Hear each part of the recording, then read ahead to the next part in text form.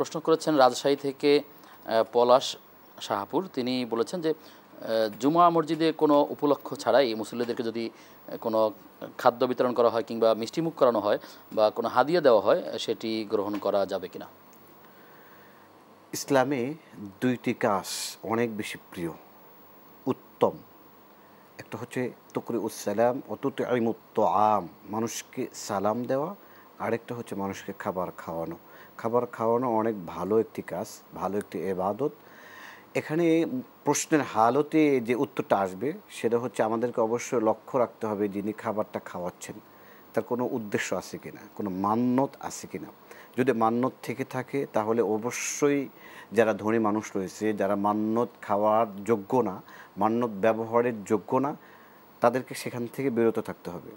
আর যারা যোগ্য, যারা গরিব মানুষ, ফকির মানুষ, অর্থাৎ নিম্ন শ্রেণীর যারা মান্যত ভোগ করতে পারে শরীয়তের মাসআলা অনুযায়ী, তারা ব্যবহার করতে পারবে, তারা খেতে পারবে, এতে কোনো সমস্যা নেই।